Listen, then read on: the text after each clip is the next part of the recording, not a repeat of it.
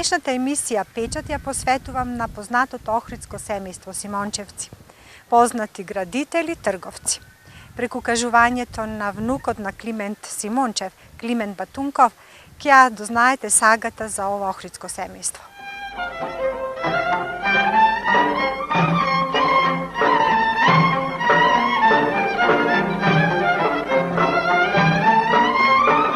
На Охридското шеталиште на Кеот се издигнува една зграда со современа архитектура. Четворокатната куќа припаѓа на Охридското семејство Симончевци. Четирите деца на Анастас и Флора Симончеви, Климент, Ристо, Димитар и Елена, во 1938 година од семејната куќа во Сараиште се преселуваат во новоизградената куќа на Трсија. Куќата била проектирана од руски архитект. Денес таа сведочи за семејната историја на браќата Симончевци, кои со своите градби оставија белег за Охрид. За постигнатиот успех на своите деца, Климент, Ристо, Димитар и Елена, клучно влијание имала мајката Флора. Таа на своите деца им ги всадила работливоста, дисциплината и честноста. Тоа бил и клучот за напредок на незините синови подоцна во животот да станат успешни градежници. Работливоста и слогата на браќата, предводени од најстариот брат Климент, придонесла да постанат едно од најбогатите охридски семејства. Подоцна по завршување на Втората светска војна, членовите на семејството ја доживуваат голготата на новиот систем и раскажува семејната сага за своите предци Климент Батунков. Семејството Симончеви на почетокот од 20 век, во периодот меѓу двете светски војни, доживува успон и материјален напредок, раскажува Батунков.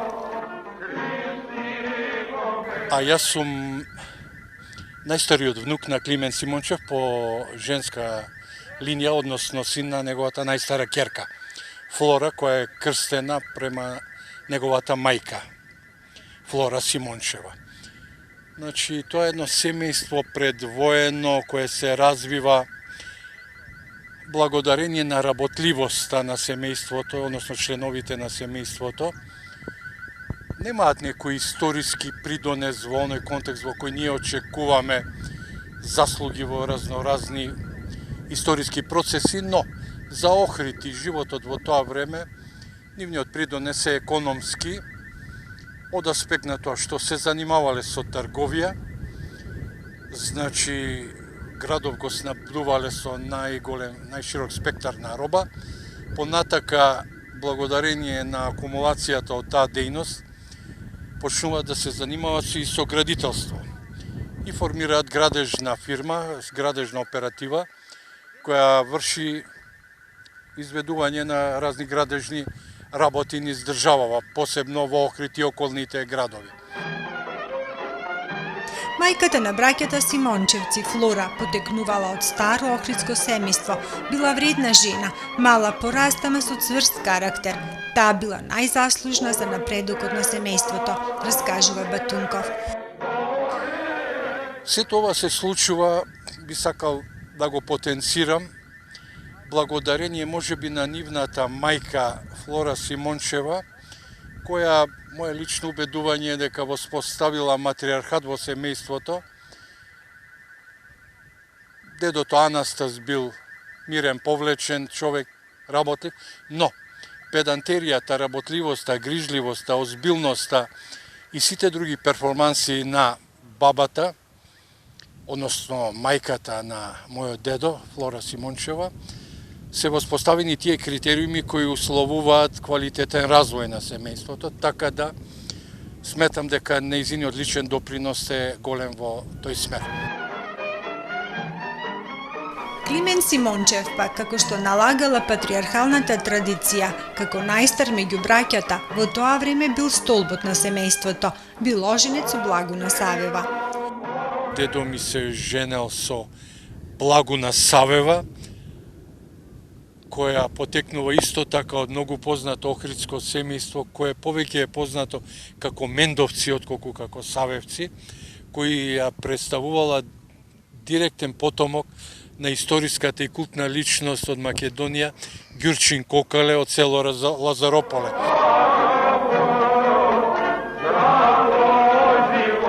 Симончевци спечалените пари од трговијата подоцна ги инвестираат во градежништво. Изградиле бројни објекти во Охрид, меѓу кои зградата Радничка, градското пристаниште, улицата Очинарот до Воска, патишта. Моето семејство било малце позатворено, биле луѓето веројатно под влијание на нивната мајка, поинтровертни, со цел да не се експонираат многу, да нема непотребни озборувања, така да и разговори, да не се кројат приказки, а немаше многу зборување низ дома, да речам. Дури мојот дедо со неговите браќа комуницирале дома на турски јазик, со цел дури и нивните сопруги да не слушат нешто од нивниве работни разговори, затоа што жени ко жени, секоја по своја линија, дали на ниво на малски муабети, дали на ниво на семејни, одејќи кај своите блиски во своите семејства, ќе зборуваат можеби непотребни разговори. Значи, зборувале турски низ дома, од тој аспект, и не многу кажувале. Али во принцип ова што се знае, тоа вие што го спомнавте, значи пристаништето, како што гледате, се уште во топ форма го градале пред војната, тие улици разноразни низ градов, Градички, Битола, према Кичево и така натака. Вработувале голем број работници од Охрид и Охридската околија. Имале свој каменолом во Бејбунар, кој ден денеска се нарекува каменоломот на Симончевци. Значи имале камиони, овие кемни, тогаш се вика, или валјаци, со кои ги работеле патиштата и така натака. Ги зидале познатите локви на Галичица, каде што, за разлика од денеска, ние немаме представа што представувала Галичица тогаш, за тогашното стопанство. Таму пасели илјадници овци од селата и околијата, вклучувајќи го и манастирот Свети Наум, кој поседувал огромна количина овци. За да може да обстојат, била потребна вода, а таа вода се задржувала во зиданите локви кои ги изидале, значи ги изградиле фирмата на моето семејство. И денеска се нарекуваат меѓу народот локвите на Симончевци.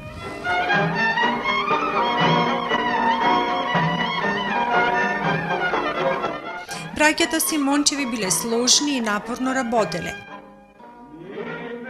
Па буквално работното време им траело 20 часа дневно, затоа што баба ми знаеше да каже, вика, дедо ти кога ќе се вратеше навечер, вика, буквално не можеше чорабите да ги соблече од нога од цел ден што беше во кондури. Инаку, дедо ми како најстар и главен во таа семејна фирма, наречена браќа Анастасови Симончеви, вклучувајќи го името на нивниот татко. Тој амблем може да се види на нивната куќа која ја продале после војната на корзото во сред чаршија, горе на терасата е амблемот и годината на градба. Значи, средниот син Ристо бил нешто како сметководител, познавајќи ги повеќе математиките на таа работа во семејната фирма, а најмалиот брат Димитри го школувал во Белград и завршил за градежен инженер, за да може да биде главно техничко лице во таа градежна фирма. Значи, планирале веројатно и ќе се развиеле многу ако Втората светска војна не го направила тоа што го не направила, односно повеќе поздвоениот период кога е прекината нивната дејност без никаква причина, значи ги прогласуваат за виновни без никаква вина.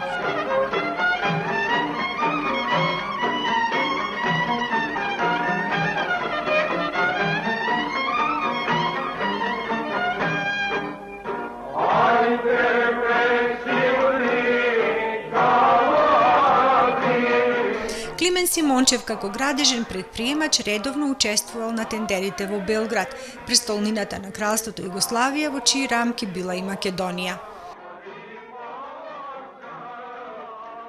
Дедо ми како најстар во фамилијата, од тројцата браќа и една сестра, бил веројатно, се да не речам главен, али доминантен, али према мене и главен со оглед на тогашните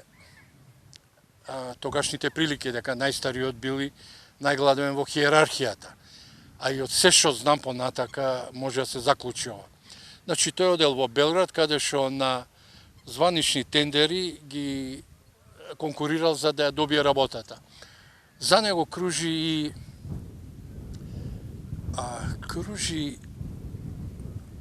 и една информација дека штом вика на некој тендер ќе се појави Климент, вика немојте да конкурирате, тендерот ќе го добие Климент од аспект на тоа што давал веројатно најквалитетна и најниска понуда, одејќи со економско и квалитетно работење, без веројатно големи заработувачки. Така да на тој начин ги добивал тендерите за работа.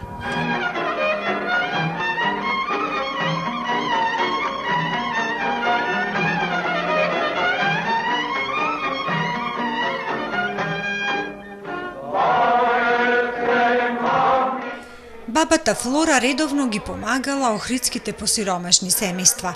Синот Климен пак исто така ги помагал соседите македонци и турци. Редовно ја спонзорирал и општината, раскажува Батунков. Ти имали една хумана димензија, например, пред секој верски празник, сиромашните граѓани од Охрид доаѓале во нашата куќа каде што мојата прабаба Флора им давала, значи, не поклон, помош, нели, одредени прехранбени и други намирници со оглед дека се занимавали и со трговска работа, поседувале веројатно и такви артикли, брашно, пшеница, пасми, масло и така натака и други работи, кои се основна потреба за живењето.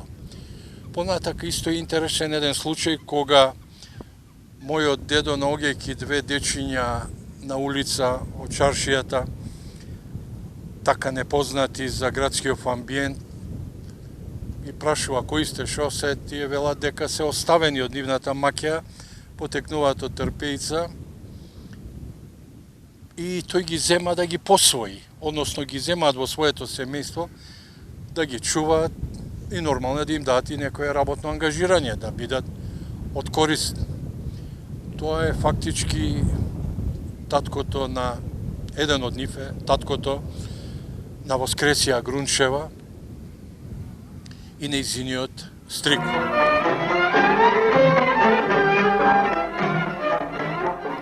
На крајот од војната еден настан ќе го доведе во опасно семејството, за сметка на човечноста на Климен Симончев, кога сакал да го спаси својот роден град од германската закана за бомбардирање, раскажува Климен Батунков. Во времето на капитулацијата на Германија, германците се повлекуваат во Охрид. Во Охрид бил стациониран мајорот Баумгартнер, кој бил прекомандуван од Рускиот фронт на одмор во Охрид, значи да се рехабилитира од воените подвизи и потвати во Русија. Тука командувал, значи, со воените единици и после капитулацијата се спремаат, се собираат да се повлечат во Германија, преку Албанија, бродови за Германија. Меѓутоа, претходно ги очекувале одредени единици од Битола, некој веќе го изумив СС Оберштурмфирерот од Битола, доаѓа со опрема и 24 бугарски војници како заробеници, кои требале да бидат однесени во Германија како работници, нели? На паузата во Охрид, овие војници бегаат од камионите, додека офицериве одмараат во рестораните и се кријат во нивите, некаде околу. Не можат да ги соберат и иритиран овој СС Оберштурмфирер вика, ако не ги најдете и предадете на граѓаниве се. Каква врска имаат граѓаните со овие избегани војници? Секој гледа да си го спаси животот. Ке го бомбардираме градот, вика, ке го разрушиме. Или дајте откуп по половина килограм за секој затвореник, односно 12 килограми злато. Кметот превзема активности и ги собира видните луѓе да се собере таа количина злато со цел градот да не биде бомбардиран. Меѓутоа, во тој период успеваат да соберат само 8 килограми злато. И тогаш кметот го вика дедо ми и му вели: Климент, вика, собравме 8 килограми злато, што правиме? И тогаш дедо ми нормално реагира како што би требало, дава 4 килограми злато во златници, за се надополни количината до 12 килограми, односно да не се бомбардира градот. Го предаваат златото на мајорот и овој другиот офицер од Битола, но тој во момент за среќа, веројатно, од црквата Света Богородица Перивлепта доаѓа поп Тома со позлатениот крст од црквата, која ние условно ја нарекуваме Свети Климент, но таа е Света Богородица. Позлатен крст. Сега, тој позлатен крст не можел да надополни 4 килограми злато. Тој бил позлатен, но ефектот е во тоа што мајорот Баумгартнер бил многу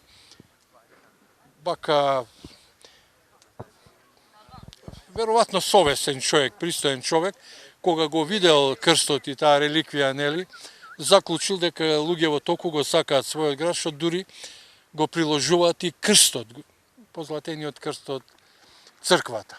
Сентиментализиран од овој настан, наредува крстот да се врати таму од кај што е земен, а на кметот му наредува целото злато да се врати према списокот како е донирано на сите дарители. Се товарат во камиони и заминуваат. Но, само што го напуштиле Охрид, партизаните нормално во слободен град лесно влегуваат, дошле и прашуваат што се случува во општината. Кметот им ја објаснува приказката, но тука доаѓа сега до израз златото на дедо ми, односно Наполеониве. Чиви се овие златници? Овие златници, рече, недостасуваат толку, ги даде Климент. Добро, вика, накитот вратите го на граѓаниве, златнициве ќе ги задржиме. Така да тие, уште 45-та година, ги задржиле тие 4 килограми злато во вид на Наполеони и така натака.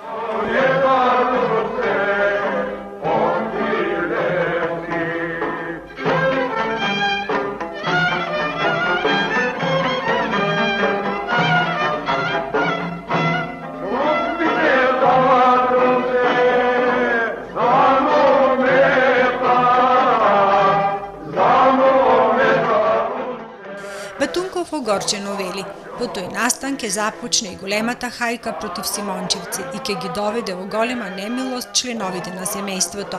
Со приказната која се расширила низ народот дека Симончевци лежат на злато, се направила од влакно фортома, а на семејството му се нанесла голема неправда, вели Батунков. Приказната за 7 канти ја има изградено една, сега нека не ми се земе за зло, но некој квази писател и како да речам, некоја писателка Бужаровска која напишала 3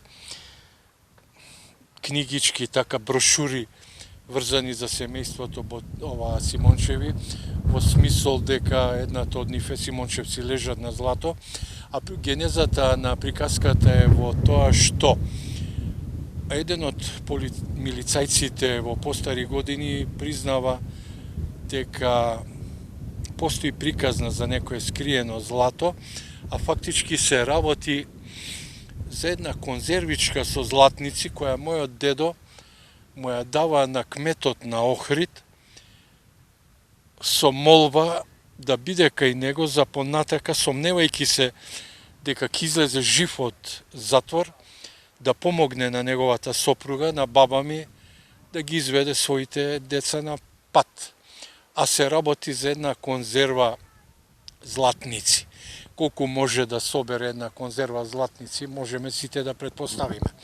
Оваа приказка на овој милицаец понатака е проширена, одејќи стандардно во нашите представи за работите со некои култни бројки 3, 7, 12, 40 и така натака, но среќа е што не отишло до 40, култниот број, туку застанала на бројот 7 и 7 канти од сирење сега. Од таа конзервичка, значи веројатно 1 литар конзерва или 650 грама колку ли собира, се оди до 7 канти, тоа се 20 литарски канти за сирење, кој вака со проста математика, секој кој завршил основно образование, може да пресмета дека во 7 канти по 20 литра би собрало во теоретски случај една канта 400 килограми, 7 канти 2,8 тона злато. Ако одбиеме за меѓувоздушниот простор, нека биде ево 2 тона, тон и пол, 1 тон нека биде. Значи, тоа е толку голем парадокс, што јас сметам и предпоставам дека Македонија не можела да поседува толку злато колку што е прикажано во приказката. И плюс тоа, уште парадоксот да биде поголем, тоа злато е скриено, односно забетонирано во економскиот двор на нашата куќа, оваа која гледаме пред нас. Сега во оваа ламела, на местото на оваа ламела, имавме економски двор, кај што беа амбарите, гаражи и така натака. Значи, тука дедо ми направил скривница која јас ја паметам како дете, како деца си игравме во неа, затоа што било воено време и сега за време на некое бомбардирање да има семејство кај да се скрие. Сега тука за бетонирани 7 канти. Ако некој има желба да скрие со бетонирање, тој треба да има визија како ќе го извади сето тоа од тој бетон. Понатака мора да каже некому. Безпредметно е вие да скриете, а да не кажете зошто. Значи, нема смисол, тоа останува, за кого останува тоа богатство.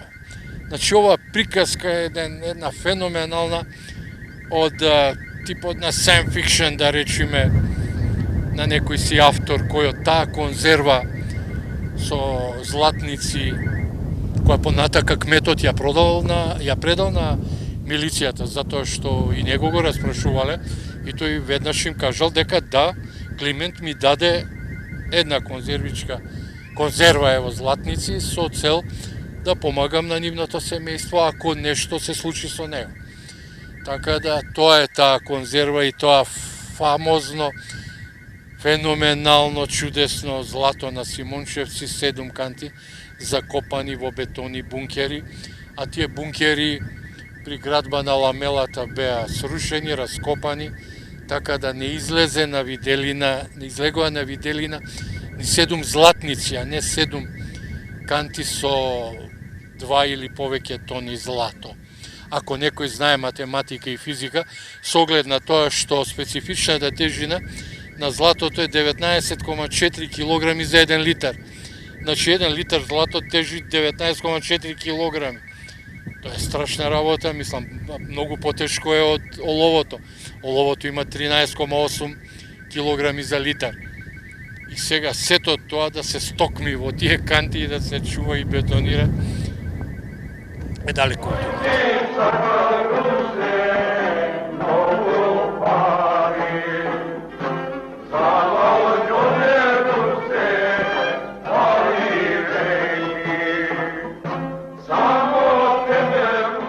По ослободувањето, власта ги прогласила Симончевци за воени профитери и им направила голема неправда. Таа неправда го боли Батунков сите овие години и сака да се исправи неправдата кон семејството. А лошото е во тоа што семејството живее и својот успон го доживува во една историска пресвртница пред Втората светска војна и потоа.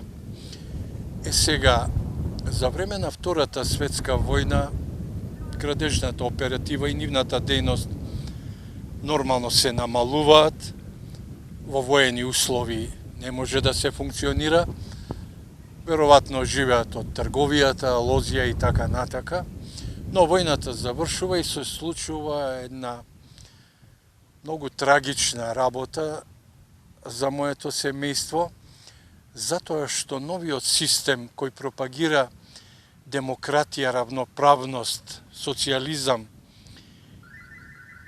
и други предзнаци и атрибути на квалитетно општество, го прогласува семејството на мојот дедо за воени профитери. По дефиниција воени профитери би требало да заклучиме дека се луѓе кои профитирале од војната.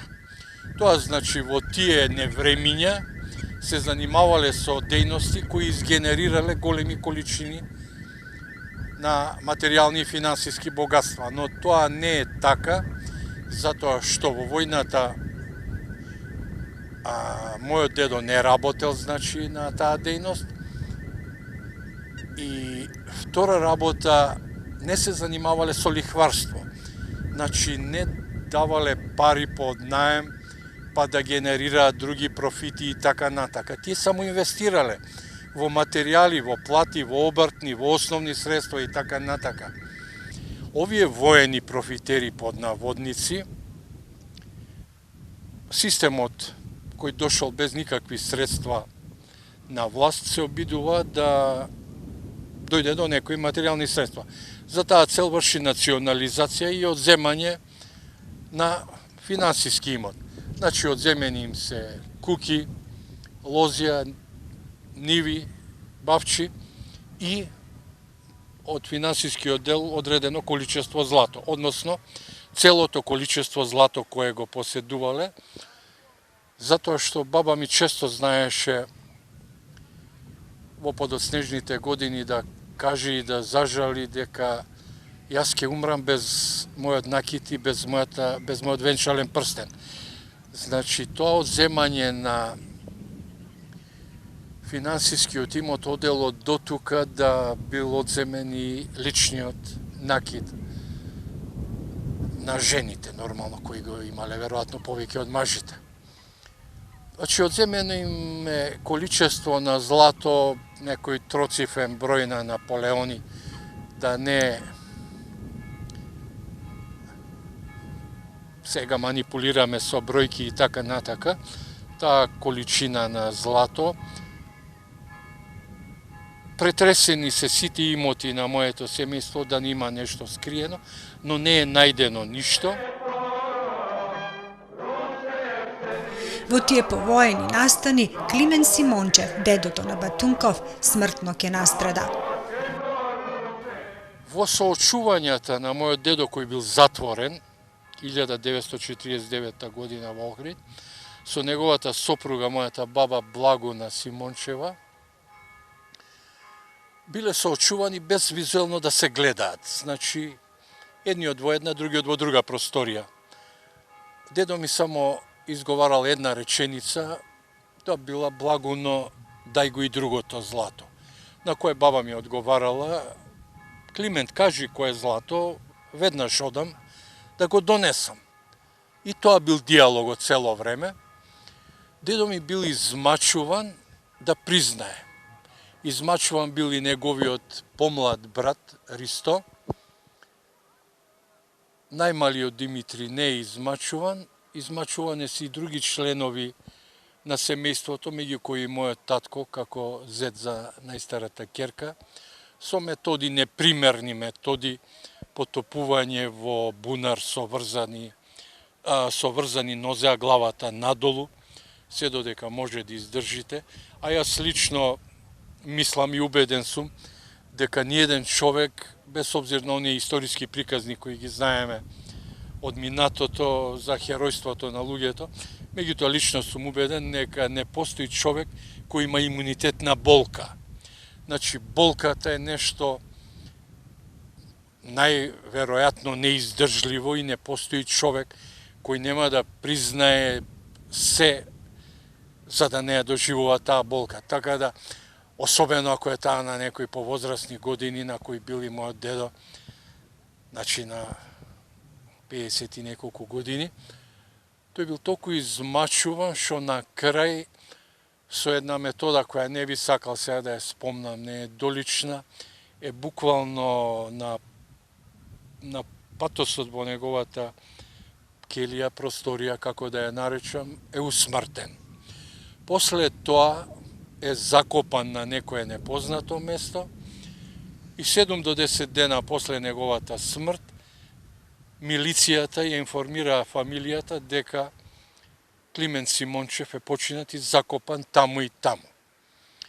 А во ова се сомнева и моето семејство од првиот момент, затоа што мојата мајка, која носела храна секој ден, забележува дека садовите кои ги носи назад, а не се онакви какви што треба да изгледат после оброк, туку се гледа дека се само истурени во нешто. Тој сомнеш нормално, разбирајќи го тој тоталитарен систем, е логичен и на крај се испоставува со нивното признание дека е починат и закопан. Ова е еден непримерен чин за едно такво општество кое се декларирало како такво.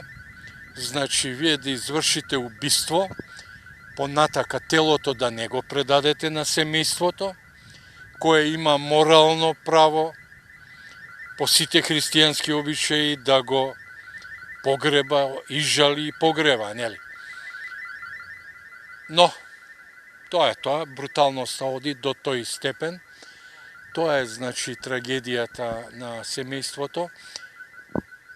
Тоа може би е понатака условно добро за другите, што после тој чин на смрт во просториите на милицијата, од затвор е пуштен и средниот брат Ристо, кој, кога се вратил дома, не можеле неговите да го препознаат по изгледот на основа на големото малтретирање и тортури.